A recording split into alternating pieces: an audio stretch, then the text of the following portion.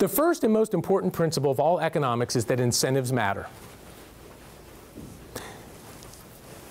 That is, changes in the cost and benefits that people face influence their behavior. And too many people think, that's not the case. That doesn't work. So let me spend a little bit of time on this one. This is a penny. Have you ever been walking down the street and seen a penny on the ground? Do you like stop and pick it up, or do you just keep going? Well, let's just play with this example for a little bit. How many people would stop and pick up pennies? All right, and keep your hand up for me. Nickels. I'm going to see where it takes to get everybody. Nickels. Would you pick up a nickel? Quarter. Dollar bill. $100 bill. If I get everybody at 100, usually 100 does it. There's a couple hold out. No, you got it. Okay. So at a $100 bill, I got everybody. I was thinking, man, $100, you got to be Bill Gates not to pick that up, right? Anyway, so all I've really changed here is the reward from that same activity of taking 3 seconds out of your life. Clearly, as I increase the reward, more people do it. Right? And when we talk about incentives as an economist, we don't just mean money. It can be non-monetary stuff as well. I'm normally the kind of guy who might bend down and pick up a penny. But I'll tell you what, if I was on a first date with a girl, I wouldn't. And to an economist, that's not outside of economics. That's what economics is about. You see, that would be viewed as a cost to me. I care what this girl on my date thinks of me. I don't want her to think I'm a cheapskate, you know, whatever. I also, you know, even though I might normally pick up a dollar bill right away, if it was floating around in the middle of the interstate in rush hour, I'm not running out in traffic to get it. $100 bill? Maybe. Right? But the point is that this relative risk side to an economist, that fits within our definition of what costs are. Cost is the personal pluses and minuses. If you took psychology, you may remember positive and negative reinforcement. When we talk about incentives, we use them that generally, in that it's a person's own opinion. This is a good thing for me or a bad thing for me. Of course, after one of my lectures, I had some guy who's clearly much more romantic than me come up and give me some spiel about what he would have told the girl, like, oh, the penny is... That's why I can't do that. So anyway, I don't pick up pennies on dates. It's like, it's heads up, whatever, I'll make it into... I can't even remember where it was. So I give up. I don't pick up pennies on dates because I'm not schmoozy enough to do that. All right, so, but here's how important this is. Let's push this a little bit, because a lot of people say, oh, well, it may work in this case, but it doesn't. It works in all cases. In fact, if I could have a one-question final exam, my one-question final exam for my students would be, if the price of funerals in Charleston, South Carolina goes up, what's going to happen to the number of funerals? If you're closed-minded enough to not be able to think through that problem, you deserve an F in economics. Right? Those people say, oh, but the same number of people will die. Yeah, but dying doesn't mean funeral in Charleston.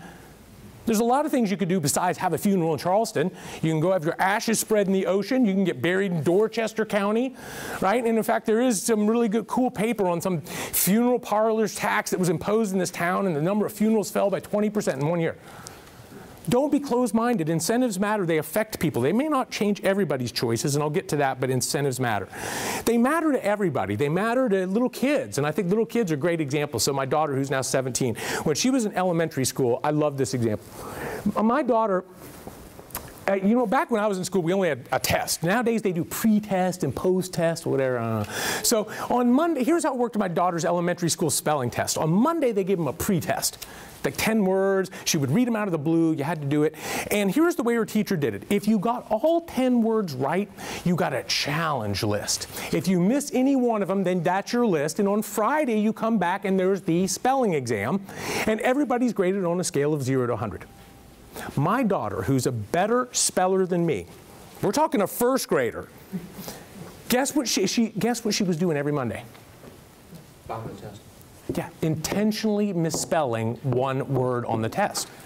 I mean, it's like this pile of papers, and every time she's missing one, that I'm like, she should have known this word. I mean, she knows this word. And I'm like, what's it? So she explained to me how her teacher did. She's like, look, if I get them all right, I get this list of words that I don't know. I'm going to end up making an 80 or a 90 on Friday. But see, if I know them all and I intentionally miss one, then I don't have to study all week. It rolls around, it's Friday. I make an automatic 100 without having to study. What would you do? The point is even first and second graders, right, pay attention to the incentives in their life and react to them. This isn't just about businesses and corporations with accountants. This is about everybody reacting to the positives and negatives that are in their life. I had a teacher up in West Virginia when I was teaching up there who was a K through 12 teacher. I did a course like this for K through 12 teachers. And after the course, it was funny because I get an email from them. They're like, the problem I was having is I used to give my students free pencils because they were kind of poor school district, and they would just lose them all the time. So he said, what I started doing was telling them, if you can, keep your pencil till you use it up, I'll give you a new pencil and a dime. He said, I thought this was great. I'll incentivize them to keep the pen. He said, do you want to guess what they started wanting to do all class, though? Sharpen the pencils, right? Because he's like, what I really ended up incentivizing was how quickly, I mean, he's like, they would go up to that electric pencil sharpener and they would stand there as long as, right? Because every time you use one up, you get a dime, right? So anyway, but that prefaces something we're going to be talking about in a minute called secondary effects, which is the idea sometimes when you design a policy and put it in place, you change some incentives in a way you didn't think about, and it causes all these ripple effects you couldn't have predicted or didn't see coming. And that'll be an important thing in economics as we move forward. Now, let me push this a little bit further. In economics, we talk about people making choices rationally. That's why we can predict their behavior. And in economics, rational doesn't mean moral or right or good. It means people weigh cost and benefits. So let me push the example to the extreme to show you that even criminals are rational. The work of Gary Becker. Do you know that it's true that houses that have those signs on them that says this home protected by ADT security are statistically less likely to get broken into? In fact, you can even online buy fake signs that aren't even a real security company, and they work. Why do they work is the question. So remember what we got to do in economics, individuals. So put your head in the head of a crack user, high school dropout, casing out a rich neighborhood to try to break into a house and steal their stuff so you can go get high on crack. And there's two houses. How would you make the choice of which house to break into? Well, let's talk about the things that might influence your decision. Suppose one of them looks like a much richer, fancier house with a lot more stuff in it. Would that affect your decision? Yeah, because you might think the benefit, the take could be greater.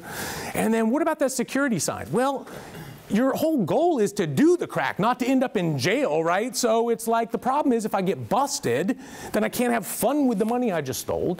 So anyway, the point is the reason those signs work is because even these crackhead criminals are rational in the sense that they consider the cost and benefits of their choices. And in fact, there's a whole economics of crime literature on this about why you don't want to have a death penalty for rape. Because if you do, there's no marginal incentive not to kill your victim. Because at that point, you're facing the maximum penalty, so any additional crime has no cost to you. So even the and this is criminal science people who work under this model now. So we always think about what are the marginal incentives people face.